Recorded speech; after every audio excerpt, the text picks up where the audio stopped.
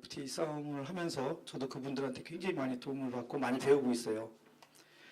그 유일하게 전문가가 아닌 사람이죠, 제가. 전문가가 아니라 그 여러분들이 원하는 그런 전문적인 지식이나 이런 거는 저는 잘 모릅니다. 모르고 FTA가 관련돼 가지고 과연 이게 지난 몇 년 동안은 농민의 문제, 노동자의 문제, 그 중에서도 특히 농민 문제로 많이 받아들이는 바람에 최근 작년에 그 FTA 싸움과 한 EU FTA 싸움을 할 때 거의 안 움직였어요. 한 5, 6년을 고생들을 해가지고 진이 다 빠지셔가지고 그리고 실제로 그렇게 싸웠는데도 성과가 없다 보니까 이분들이 실망도 하셨고 정치권이나 이 운동을 주도했던 분들도 거의 맥이 다 풀릴 정도였죠. 그래가지고 진짜 외국에 가서 분신자살까지 하시고 이런 일이 발생을 했는데도 매갈이 없이 당했습니다. 당하는 이유가 뭐냐면은 도통 무슨 소리인지 못 알아듣는 거예요. 여러분도 아시다시피 이번에 그 민주당에서 전당대회를 하면서 그 국회의원들이 한 얘기들이 뭐가 있었냐면은 가장 후회되는 게 뭐냐라고 물어봤더니 한결같이 FTA를 잘 몰라가지고 자기들이 권력을 잡고 있을 때 진행시킨 것이다. 지금 저 민주당 그 대표인 한명숙 대표님도 그렇게 얘기하시고 박영선 특히 그 정동영 의원 같은 분은 아예 그때 내가 너무 잘못했기 때문에 반성한다 하고 FTA 반대 투쟁을 가장 격렬히 하고 있잖아요. 그러니까 민주당에 있는 많은 사람들이 그렇게 반성을 하고 있는 것 중에 하나가 FTA인데 아시다시피 볼 수가 없었대요. 저도 이제 외교 관계자들을 만나보는데 이 사람들이 거의 국익과 관련돼서 움직인다기보다는 자기들 먹고 사는 직장과 관련돼서 움직이는 사람들이라는 인상을 많이 받았어요. 이게 어제 오늘의 일이 아니라 사실은 옛날에 그 역사책을 보니까 다 관료들은 그렇더라고요. 관료 중에 태반이 사실은 자기 먹고 살기 위해서 열심히 일하고 그런 것들이 많더라고요. 그래서 저 같은 경우에는 설마 그러겠느냐 했는데 최근에 외교통상부 관료들을 만나면서 그런 인상을 굉장히 강하게 받았습니다. 저는 실무자까지 다 만나봤었거든요. 김종훈 본부장만 만난 게 아니라. 근데 그 실무자들을 만났을 때 다섯통상국장 같은 사람은 우리나라의 자영업자가 얼마인지도 모르고 이게 통과됐을 때 이 법으로 인해서 피해를 받는 사람이 제가 얘기를 해줬어요. 저는 개인적으로 옷가게 합니다. 나 같은 소상인들이 250만 명인데 그 사람들이 가족까지 합은 1000만 명이다. 이 사람들이 자기들을 보호해 줄 수 있는 법안에서 쫓겨나는 건데 어떻게 생각하냐 그랬더니 그렇게 많은 줄 몰랐습니다. 그래요. 실무 책임자예요. 자국민의 그 운명에 어떻게 관련되는지를 전혀 몰라요. 그냥 외교 문구만 가지고 따진 건데 그렇게 따지면서도 오류가 몇 개가 나왔다고 그랬죠? 1000개 나왔다고 그랬어요? 2000개 나왔다고 그랬어요. 그 문구 자체도 지네들조차도 오류를 범하는 이런 일들을 외교통상부의 그 고급 관료들이 한 겁니다. 그래서 아무튼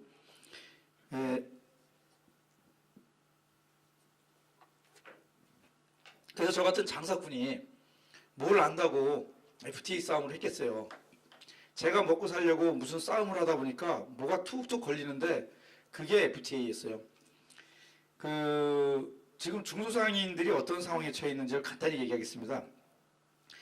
전국에 자영업자가 한 600만 명 돼요. 그럼 가족까지 치면 한 2,400만 명 되니까 대통령 하나 후딱 갈아치는 거 일도 아니에요. 근데 이 자영업자들은 개별적인 전부 오너들이다 보니까 문제는 단결이 안 돼요. 단결이 안 되고 워낙이 이명박 정권 전 단계 그러니까 한 2000년도 초중반까지는 먹고 살만한 정도가 있었어요. 그러니까 스스로 2000년대 초반까지는 중산층이다라고 하면서 좀 누리는 사람들이 자영업자들이 많았는데 이게 1996년, 7년 FTA 그때 뭐였죠? IMF 터지면서 이제 서서히 몰락을 하고 또 그 당시에 유통시장을 개방하면서 대형마트들이 생기면서 서서히 몰락해 갑니다. 근데 이게 10년에 걸쳐서 진행이 되니까 몰라요. 자기가 왜 죽는지. 이상하다. 경기가 안 좋아. 장사 잘 되세요? 그럼 경기가 안 좋아. 이렇게만 알지 이것이 대형 유통재벌들이 시장을 파괴해 나가서 죽는 들은 꿈에도 생각을 못한 거예요. 근데 저 같은 경우는 개인적으로 1996년, 97년도에 대형마트가 가격 파괴를 하는 것이다라는 것을 처음으로 알게 되고 실제로 그 매장을 눈으로 목격하면서 어떤 느낌이 들었냐면은 이게 전국의 시장에 한 개씩만 생기면은 전국 재래시장이 다 망하겠구나. 이런 느낌이 1990년대 후반에 들었어요. 그래서 제가 지금 일하고 있는 부평시장 문화의 거리라고 하는데 얼마 전에 그 최유종이 개그 콘서트에서 바람 피면 사람 가지 말아야 되는 길 해가지고 인천의 대표적인 데가 부평 문화의 거리라는 거 아세요? 보시는 사람 없으세요? 좀 웃는 것도 좀 보고 즐기세요.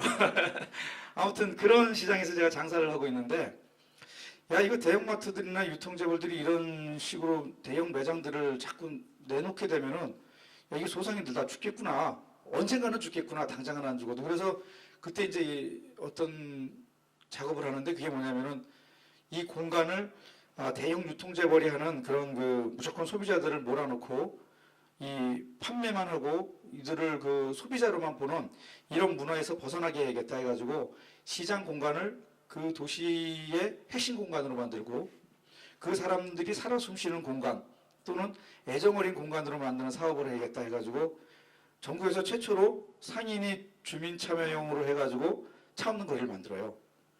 그래가지고 지금 15년 동안 해왔는데 그때만 해도 우리가 열심히 하면 된다고 생각해서 그걸 한 거예요. 근데 아무리 열심히 해도 한계가 있는 거예요. 왜 그런가 했더니 결국 부평 문화의 거리를 둘러싸고 반경 한 1.5m 이내에 우리는 대형 유통재벌들이 6개가 들어서요.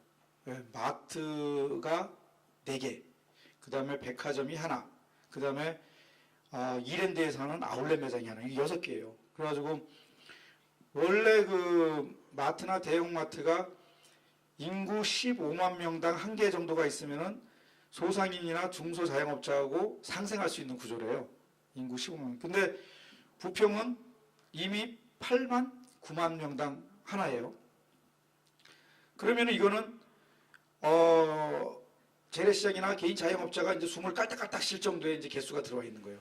근데 지방으로 내려가잖아요. 그럼 3만 명, 4만 명당 하나예요. 다 죽어 없어지는 거예요.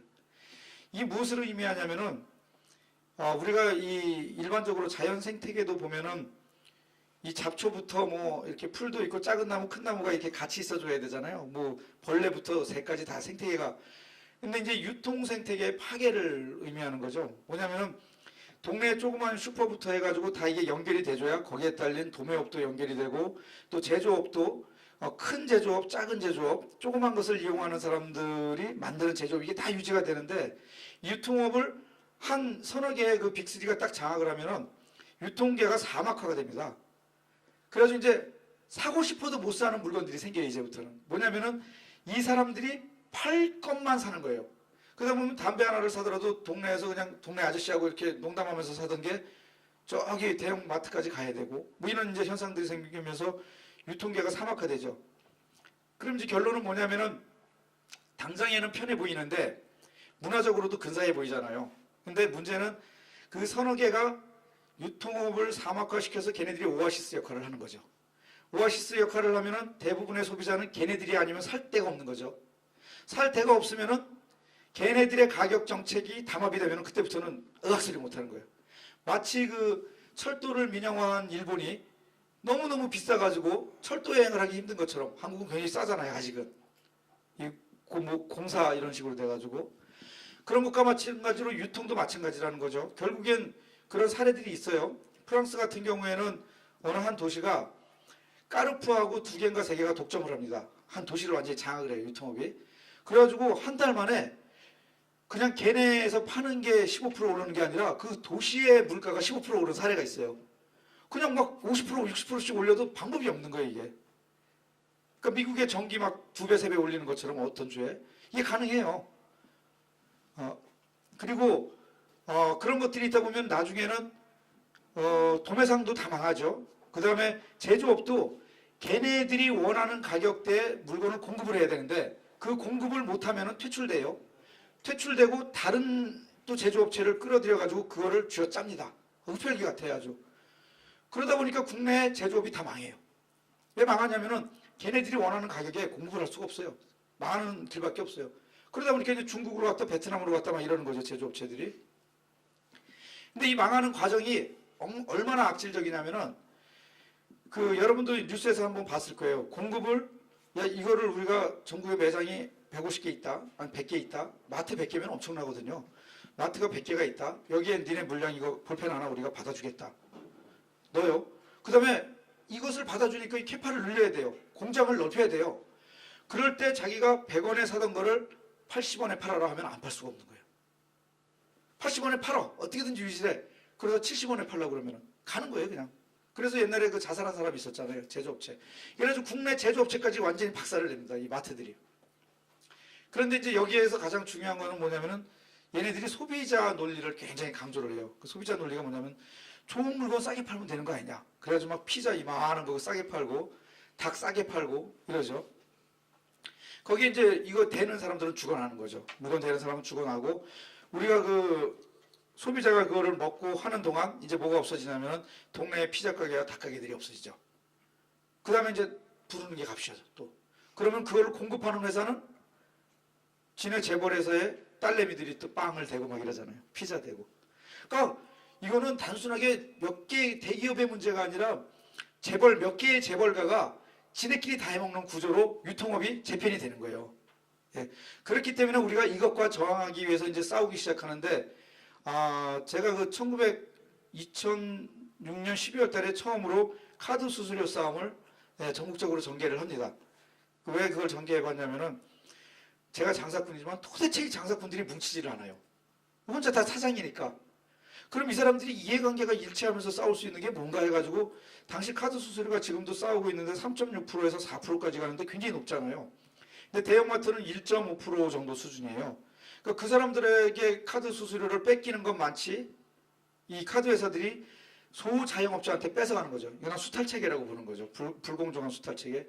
그래서 이게 불공정하도 카드 수수료 싸움을 한번 벌려봤더니 전국의 자영업자들이 뭉쳤어요. 이게 2006년 12월이고 제가 혼자 상인 대표라고 그래가지고 당시 한나라당, 민주당을 다 찾아갔는데 그때는 민주당이 권력을 잡고 있을 때요. 노무현 정권 시절인데 이 권력을 잡으면 있잖아요. 굉장히 오만방자해지는데 재벌 선호기에 놀아나요. 항상. 그러니까 민주당이 그 당시 몰라서 그랬다고 끝나는 얘기가 아니에요. 민주당이 재벌과 결탁돼 있기 때문에 발생했다라고 저는 강력히 얘기하는 거예요. 그러니까 당시 노무현 대통령이 아파트 원가 공개하라고 그랬더니 전 개인적으로 노무현 대통령 존경해요. 오해하지 마세요. 경제 부분에 있어서 그들이 어떤 그 함정에 빠지냐를 얘기하는 거예요. 원가 공개는 장사의 원리에 맞지 않는다라고 딱 얘기를 해버려요. 그 바람에 그 당시 아파트를 가격을 한번 잡을 수 있었던 시기를 놓쳐버린단 말이에요. 그리고 FTA 같은 경우도 끊임없이 농민만 설득을 해요. 경쟁 그거 할 자신 없느냐. 이거는 경쟁을 할 자신이 있느냐 없느냐의 부분이 아니라 다국적 기업의 그 자본력이라는 게 우리가 상상을 초월해요. 이번에 그 미국의 무슨 제가 좀 무식해서 그런 거 일일이 기억은 못하는데 미국의 주요한 그 곡물 가게 어디요? 카길 맞아. 카길이 들어온대잖아요.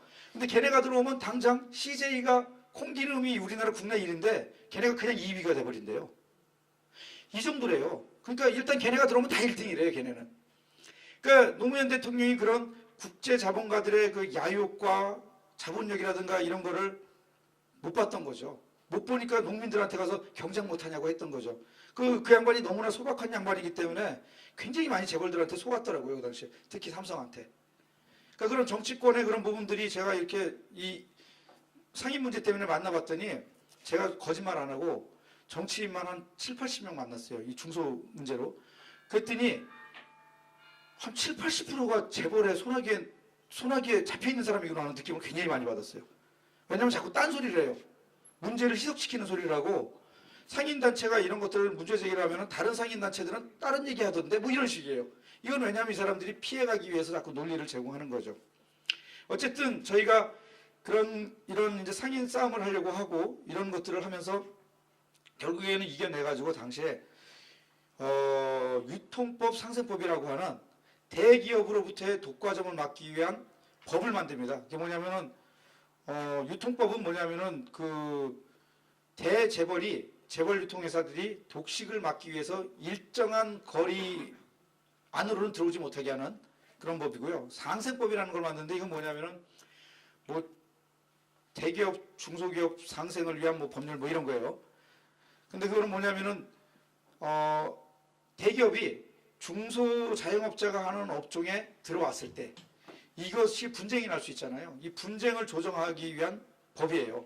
그래가지고 중소 자영업자가 이것을 가지고 이것은 우리들 다 죽이는 거다 해가지고 그거를 중기청에다가 걸면은 중소기업청에서든지 아니면 지금은 지방자치제로 옮겨졌는데 이쪽에서 대기업과 중소기업을 놓고선 서로 분쟁 조정을 해요. 자율 조정이 원칙인데 나중에 안 되면 강제 조정도 약간 있어요. 근데 그 강제 조정도 권고에 불과되기 때문에 한계는 있는데 최근에 또 조금 개정이 돼서 강화가 되긴 해요. 하여튼 이런 두 개의 법을 만들었어요. 만들었는데 이게 1년 반, 2년 그 정부 여당 외통부의 방해를 무릅쓰고 이걸 만들었는데 만들어놨더니 FTA가 탁 튀어나오면서 그런 그 자유로운 기업 행위를 방해하는 어떤 것들도 FTA에 저촉된다는 거예요. 이거는 우리가 유통법 상생법을 만드는 과정에서도 김종훈 본부장이 계속 주장했던 거예요. 근데 어쨌든 저희가 싸워서 만들었거든요. 그 저기 재작년에 한나라당 그 지방자치선거 낙선운동까지 해가면서 만든 거예요. 그러니까 놀래가지고 만들어줬는데 지금 FTA에 그게 이제 걸려가지고 저희는 만들어 놓은 법도 이제 이게 어떻게 될지 모르는 거죠.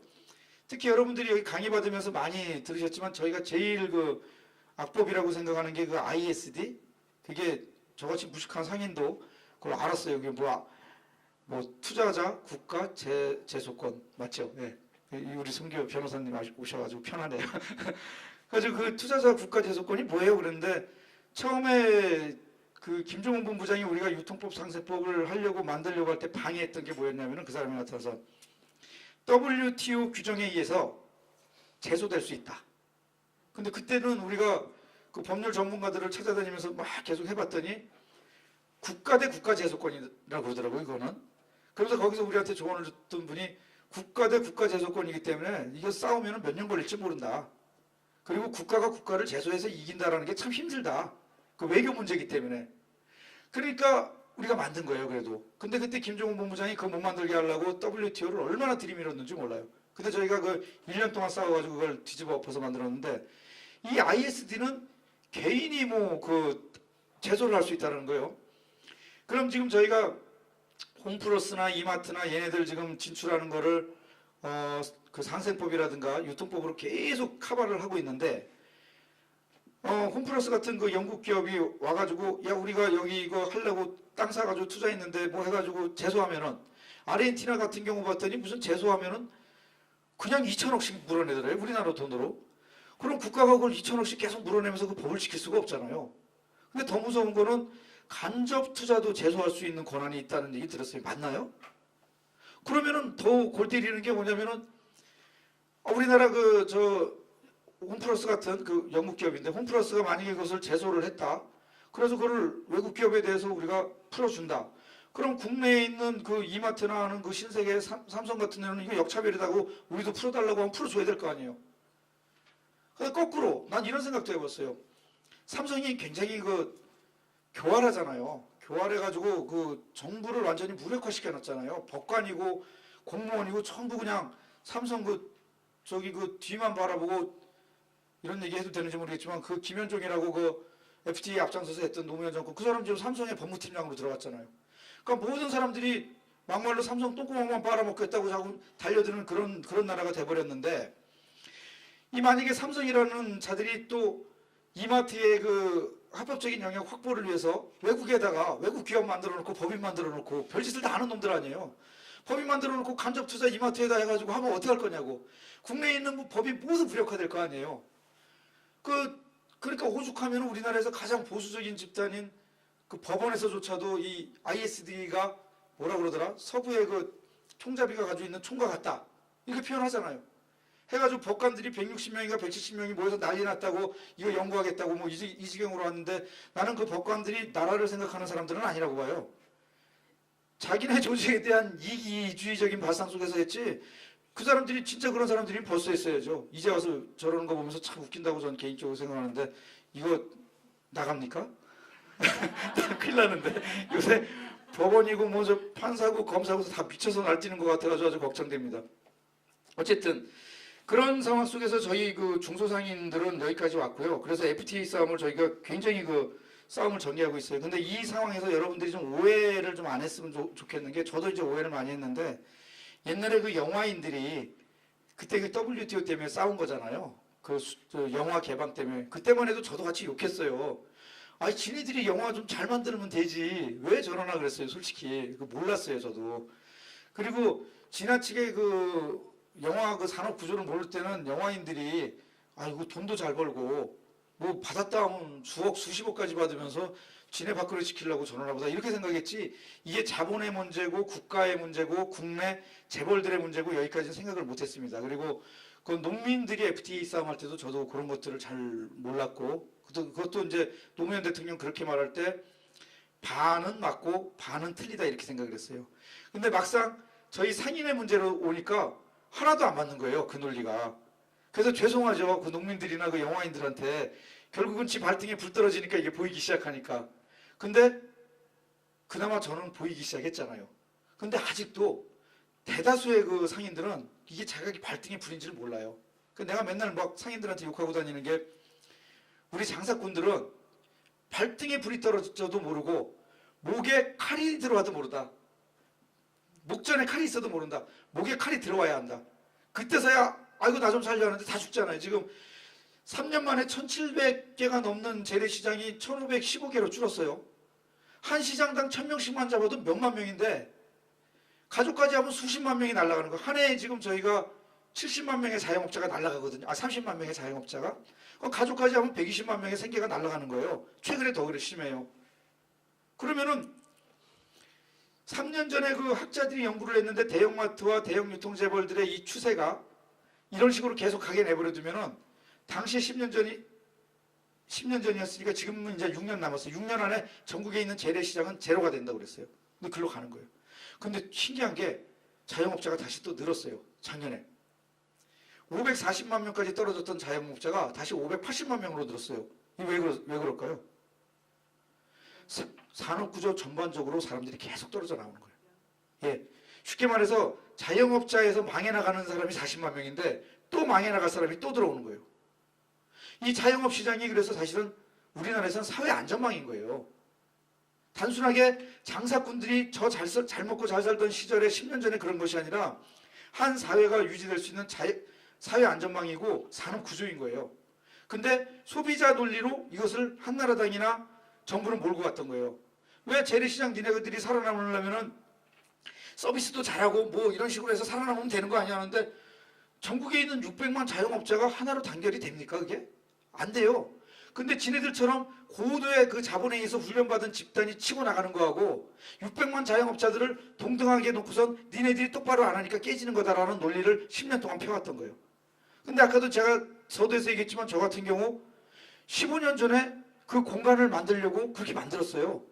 지금도 저희는 6개의 대형 매장들을 둘러싸고 있지만 죽지 않고 살아가고 있어요. 살아가고만 있으면 숨만 뻐끔뻐끔 쉬는 거예요. 근데 재래시장 하나 망가지는 게요, 그 대형 유통재벌 하나 들어가면은 인근 4km의 재래시장 상인들이 매출이 30% 이하로 떨어져요. 이 30%가 뭘 뜻하냐면은 이 30% 때문에 먹고 사는 거예요. 70%까지 본전이고 30%를 팔아서 거기서 남는 이윤으로 먹고 사는 거예요.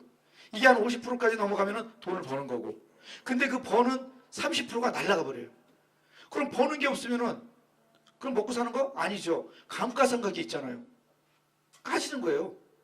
근데 그게 12만 명일 때는 그냥 그렇게 가는데 4만 명, 5만 명 되면 50%, 60% 되면은 그 다음부터 적자예요. 망하는 거죠. 망해 나가는 거예요.